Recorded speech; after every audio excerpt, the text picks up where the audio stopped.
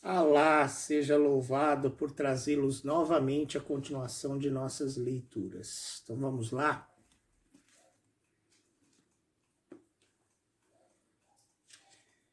298ª noite. Acordada por sua irmã Dinazada, Sherazade continuou a história da noite anterior da seguinte forma. Como acontece muitas vezes rirmos de bagatelas e não de alguma coisa de consequência, pouco faltou que o grão-vizir, Mesrour e todos os oficiais do palácio que estavam perto dele não soltassem uma gargalhada.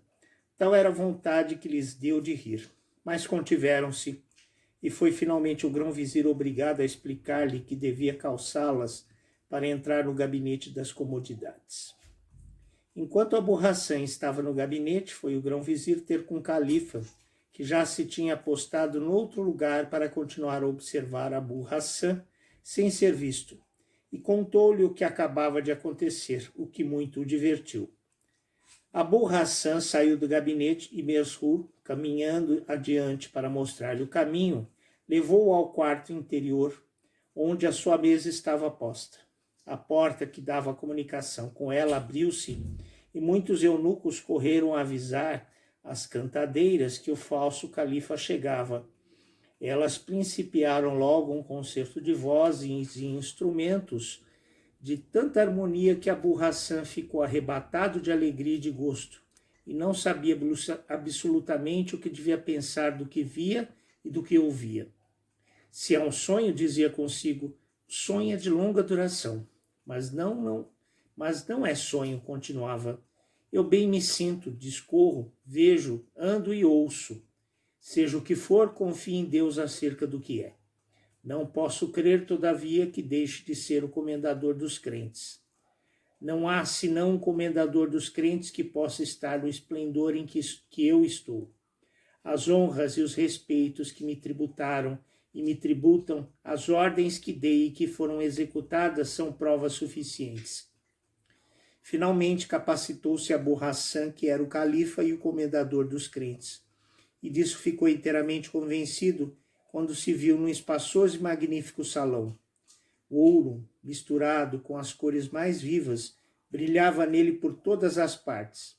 7 companhias de cantadeiras, todas belas, estavam postadas em volta, e 7 ilustres de ouro, com 7 braços, pendiam do teto, onde o ouro e o azul, engenhosamente misturados, faziam um efeito maravilhoso.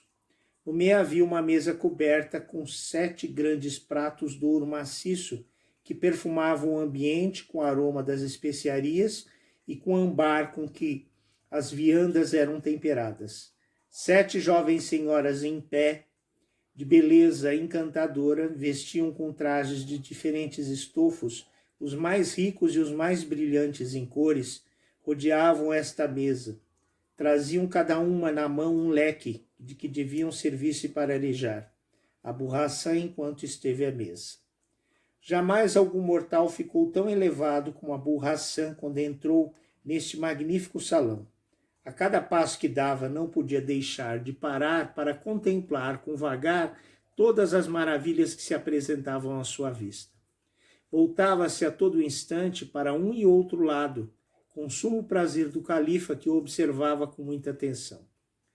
Chegando finalmente ao meio do salão e assentando-se à mesa, logo as 7 belas senhoras que estavam em volta agitaram o ar com seus leques para refrescar o novo califa, que as encarou uma após a outra e, depois de ter admirado a graça com que elas se desempenhavam da sua obrigação, disse-lhes com um sorriso gracioso que lhe parecia que uma só bastava para aleijá-lo, quando fosse preciso, e quis que as outras 6 lhe fizessem companhia à mesa, 3 à sua direita e à sua esquerda as outras.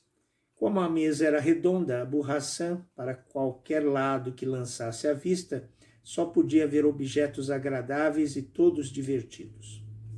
As 6 senhoras tomaram lugar à mesa, mas Abu Hassan, percebendo que elas, por seu respeito, não se serviam, levantou-se e serviu ele mesmo, convidando-as e obrigando-as a comer em termos muito oficiosos. Perguntou-lhes depois como se chamavam, e cada uma satisfez a sua curiosidade. Seus nomes eram pescoço de alabastre, boca de coral, face da lua, esplendor do sol, prazer dos olhos, delícia do coração. Fez também a mesma pergunta à sétima, que segurava o leque, e ela respondeu-lhe que se chamava cana-de-açúcar.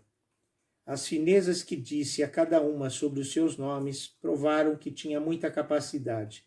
E não se pôde imaginar o quanto isto cobriu para aumentar a amizade que o califa, que de nada que lhe dissera sobre esta matéria se esquecera, tinha já concebido para com ele. Quando as senhoras viram que Abu Hassan já não comia, uma delas disse, dirigindo-se a palavra aos eunucos presentes: o comendador dos crentes quer passar ao salão da sobremesa. Tragam água para que se lave. Levantaram-se todas da mesma ao mesmo tempo. Uma tomou das mãos dos eunucos uma bacia de ouro, outra um jarro do mesmo metal e a terceira uma toalha. E apresentaram-se com um joelho no chão ante Abu Hassan, que estava ainda sentado. E se ergueu, apenas fez a abluação. O eunuco correu logo ao resposteiro e abriu a porta do outro salão para onde ele devia passar. Mersur, que não largava Abu Hassan, foi adiante dele e introduziu num salão tão espaçoso como aquele de onde saíra, mas decorado com pinturas das melhores mestres e adornado com vasos de diversos metais, com tapetes e outros trastes preciosos. Do teto pendiam outros 7 grandes lustres, e na mesa ao centro viam-se 7 grandes vasos de ouro, repletos de todas as castas de frutas da estação, as mais belas, as mais escolhidas e as mais esquisitas. 7 grupos de cantadeiras, ou antes 7 coros de música que não eram que estavam no primeiro salão, aguardavam-no ali. E logo que ele apareceu, principiaram um novo concerto. Em volta havia 7 jovens senhoras com leques na mão que excediam as outras em beleza. Tudo isso causou tal admiração em Abu Hassan que, parando, deu sinais sensíveis do seu pasmo.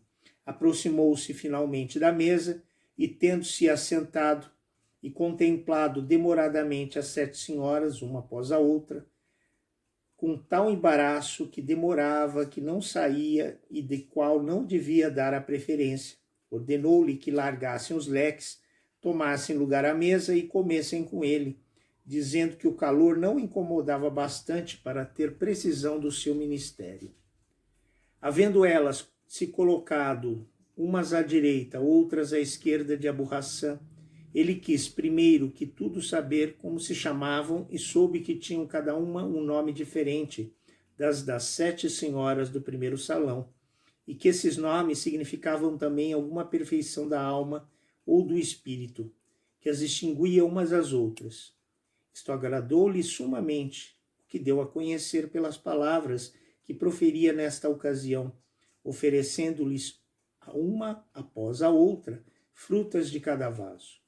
Comei isto por amor de mim, disse a cadeia dos corações, que estava à sua direita, oferecendo-lhe um figo, e tornai mais suportáveis as cadeias com que me senti preso desde o instante em que vos vi. E apresentando um bago de uva, a tormenta da alma, aceitai este bago de uva, disse ele, com a condição que fareis logo cessar os tormentos que padeço por amor de vós e de outras senhoras. E por este modo, Abu Hassan fazia com que o califa, que se aplicava a observar todas as suas ações e a ouvir todas as suas palavras, estimava cada vez mais ter encontrado nele um homem que o divertia tão agradavelmente e que lhe havia dado ensejo de imaginar o meio de conhecer mais a fundo. Porém, percebendo que já era dia, cessou de falar a Sherazade nesse instante. E aí prossegue o divertimento do califa com Abu Hassan, que tem se mostrado muito bem com as palavras e com os gestos sensatos. Será que ele continuará assim? E que fará o califa em consideração a tudo isso que viu? Veremos na continuação disso amanhã. Aguardo todos vocês. Alabei.